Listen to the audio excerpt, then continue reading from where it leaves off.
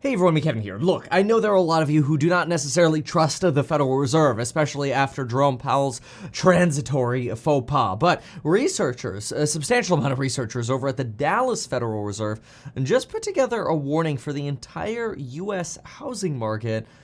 The market may be in a bubble. And we're going to take a look at the research that they're looking at and what they suggest in terms of how bad a potential crash or correction could be in housing. Now, keep in mind, the Federal Reserve employs over 2,000 researchers whose goals are to signal these sort of red flags. Now, there's an ongoing joke that, hey, economists have predicted 11 of the last 2 recessions. But hey, I always think it's worth heeding warnings when we get warnings, especially if we've been feeling some of these things and having suspicions, and then we start getting information that either says our suspicions are correct or wrong. In this case, I've been warning of potential issues coming to the housing market since January, and I've been putting my money where my mouth is, selling some of my real estate, trying to refinance early before rates started skyrocketing, and even going as far as taking $1 million and shorting treasury bonds. By the way, all of my trades and every single move I make in either real estate or the markets is disclosed to course members in the links down below: stocks in the Stocks and Psychology Money group, and real estate in the Real Estate Investing group. But of course, we talk about these in the course member live streams anyway. But folks, let's get into this piece because it's pretty wild. Take a look at this, okay? So, real-time monitoring finds signs of brewing housing bubble. Now, I'm going to just simplify this and go through some of the big things they talk about here. But what they notice here is that the housing market really strengthened notably starting in early 2020. In other words, we had this sort of appreciation of home prices doing this since about 2012. But then we've really seen this sort of almost exuberant bubbling up of home prices. And we're wondering, what's the sustainability of this, right? One of the big things to also keep in mind is what you can do when it comes to housing is you can track data, generally with your real estate agent. You have to be really on top of this, and I'm going to be releasing some updated statistics on this in a future video. But what you really want to do is you want to track the month-over-month differences in MLS data. And if you ask your real estate agent for this information, you could see changes in your local market pretty dang quickly. You want to pay attention to these because right now, everybody still feels like the housing market is booming. In fact, every time I make a video like this, people leave comments like, "You're crazy, the market's still booming, the market's doing fine." Okay, all right. I'm gonna look at the early facts, all right? We know that rates are up. We know we don't expect rates to come down anytime soon. Even if war ends, we're still focused on inflationary concern, potentially somewhere between 7 to 17 Federal Reserve rate hikes. We don't have a U-turn anywhere in store. In 2018, we had a U-turn in store. Remember, at the end of 2018, the Fed U-turned on rate hikes. So there are definitely some issues here. But what we're looking here at are statistics from the Federal Reserve. What are they looking at, right? And so they talk about how obviously this run-up has different causes. But what's more important to me is what they suggest here is how you can end up having rising home prices, leading home prices to actually diverge from market fundamentals as, guess what? Existing investors and new investors buy more real estate because of fear of missing out. You literally have the Federal Reserve here citing FOMO as a risk factor for the real estate market. And they measure this with 2 specific charts, which I'm going to show you in just a moment. But it's important before we go to those to know that what they say is important to focus on is any sign of exuberance in a market. Because exuberance takes what they call non-linear courses when it comes to the path of real estate price appreciation and then, of course, crashes. So linear appreciation would just be kind of like this. Okay, 3% home price appreciation per year, right? Non-linear would be something like we had our 3%, but then we get into some bubble or exuberant phase. And anytime we get into these exuberant phases, this is where you can have all of a sudden these sharp and sudden declines before you sort of have this recovery. And then, of course, it depends how long that recovery is. Is it a quick V shape? Is it a longer, maybe more Nike swooshish style recovery, right?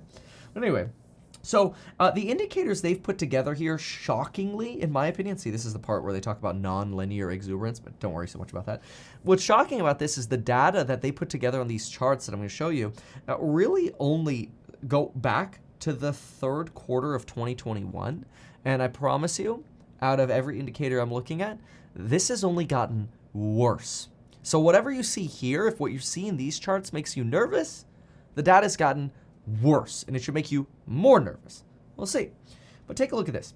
So this here is a chart of real housing prices. Okay, great. They've gone up and they bubbled up sort of here in the 2000s, and then we had the bust over here, and great. They've kind of been up since then. Fine. That doesn't tell us much.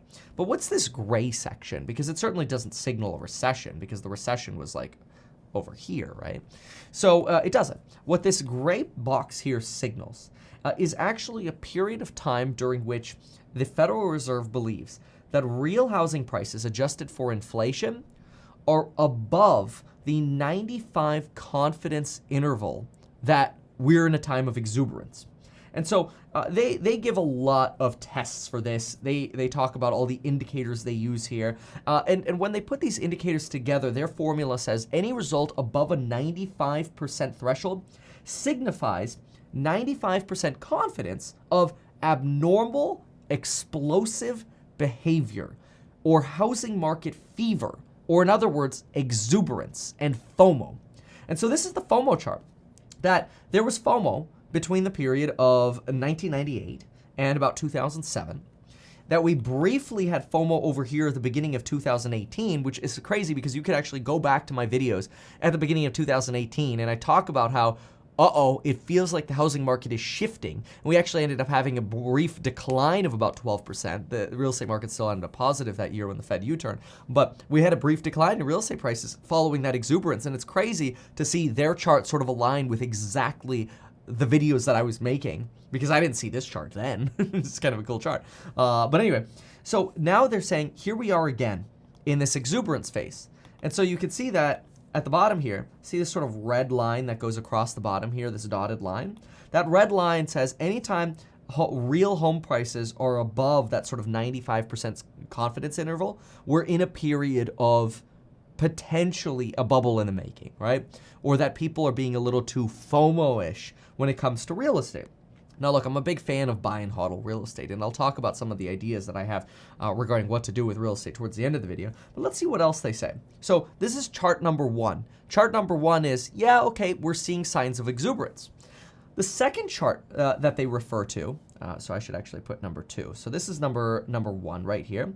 This is real house prices and their level of exuberance. So chart number one here. So in this chart, what we actually have is a fundamental price to rent ratio. Now we know rents have popped up a little bit lately, but not as much as housing prices.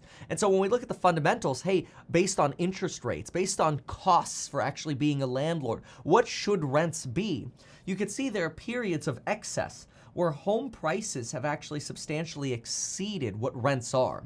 And we're seeing that again right here. Look at that. You saw it over here in 87, 88. You saw it over here top out in about 2007. And you're seeing that excess above fundamental rent value happen again. This next line below it here is basically just a way of charting how much excess there has been. And so if we only chart the excess or the price to rent exuberance along with the price to rent fundamental exuberance, we can see we're definitely above again that 95% line here in 2000 to 2007, and again right here. So in other words, a second chart saying based on rent fundamentals, things are getting a little heated right now. But then there's a third chart, and this is quite an interesting one because this one isn't as alarming, but there might be a reason why it's actually not alarming and why it really should be. Take a look at this one. This one takes individuals' disposable income. How much extra money do they have? And how do prices relate to their disposable income? And when they factor their individuals' real disposable income into this chart, anytime we've been over a level of 95% confidence has been another sign or another element of evidence that we're in sort of a housing bubble starting to form, right? Again, we had that over here substantially between 2003 and 2007. Makes sense. That's when we had a real big uninterrupted period of these problems above that 95% interval, right? But wait a minute. Why are we not above that now? Well, the Federal Reserve has an idea. Listen to this. The delay in elevation of this exuberance statistic is partly the consequence of a surge in real disposable income during the pandemic that led to slower growth rates of this chart. In other words, this chart didn't move up as much as it should have because of why, folks? Stimulus. The surge in disposable income is mostly associated with pandemic-related fiscal and monetary stimulus efforts and reduced household consumption arising from mobility restrictions and lockdowns. If disposable income increases turn out to be transitory, as fiscal stimulus wanes and the Federal Reserve reverses its accommodative monetary policy, recent patterns in this chart may prove to be less useful for determining a bubble. In other words, this chart may be overly conservative. So now you have these three charts here where the Federal Reserve is saying, uh-oh, red flag, starting to see a little bit of a sign of a bubble. Mind you, again, this is only taking data from Q3 2021. This is what I hate about like this research is sometimes they're behind. They're behind the curve. Like I try to be at the forefront of the curve. But this is corroborating the shift that I'm seeing right now, especially with interest rates and softening in the market already, okay? Anyway, number two, this chart right here with price to rents. The number one chart, of course, the real house price sign of exuberance. Again, price to rent over here. And then this conservative chart about price to income. Okay, interesting.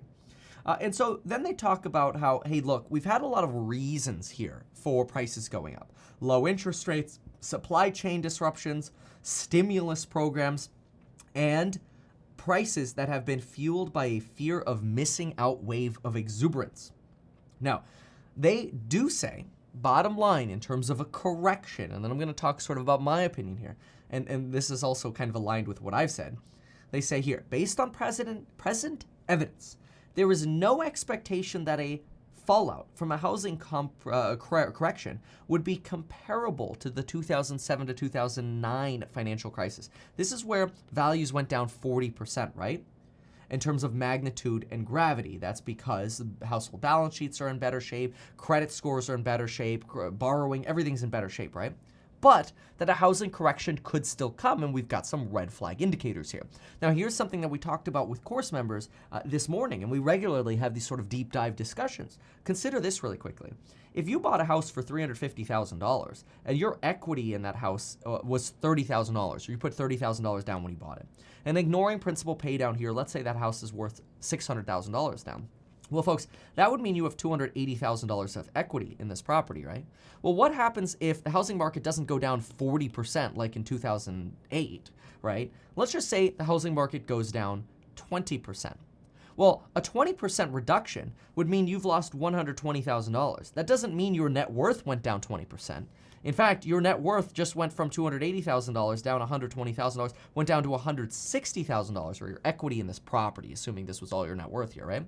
That actually represents about a 43% decline. So look at that multiplier. I mean, it's the same thing in stocks when you're using leverage, right? But your equity is evaporating substantially faster. So a 10% decline could evaporate your equity by 21.5%, right? Just as an example.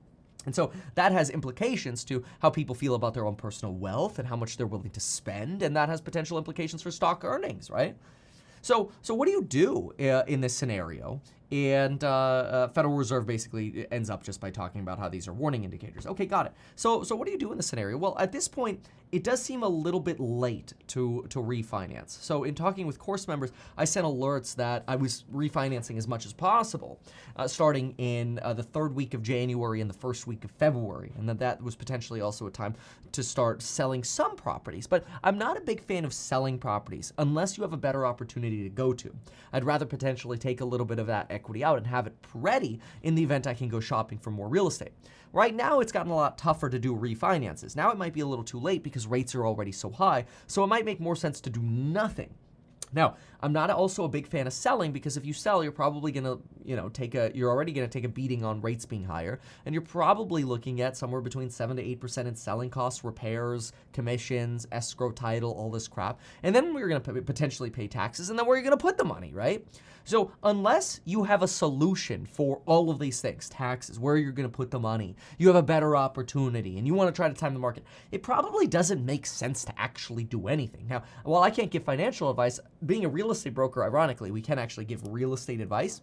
And in this market, if I were to give real estate advice to a client, I would say, hey, look, I don't necessarily think it's a terrible time to buy, but I would hold for good deals. If I found a good fixer-upper, something that could insulate me in the event that there was somewhere between a 5 to 15% drawdown in real estate prices over the next 18 months during the Fed hiking cycle, I would want to be prepared for this. So I would only want to see somebody going into real estate who could withstand that kind of a shock. You know, if something like this is going to put them upside down because they're doing, you know, hard money loans and they're YOLO betting that everything's going to be fine, then I'd be a little bit more nervous. I would want to make sure that I'm insulated against this kind of potential downside.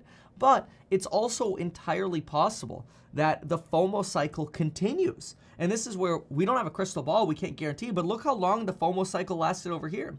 I mean, quite frankly, if you just, and this is, if there's an upshot, I mean, look at this. If you took this section over here, well, what if you compared that to like 98 to 2000? Maybe that means the FOMO cycle keeps going for another 6 years and we're nowhere even close to tops, right? Now, I mean, if you overlay rate hikes, who knows, maybe that changes your opinion. But these are things to be aware of. And if you ever want to ask questions directly to me about real estate, check out joining those courses on Building Your Wealth, link down below. And folks, see you in the next one. Thanks so much. Goodbye.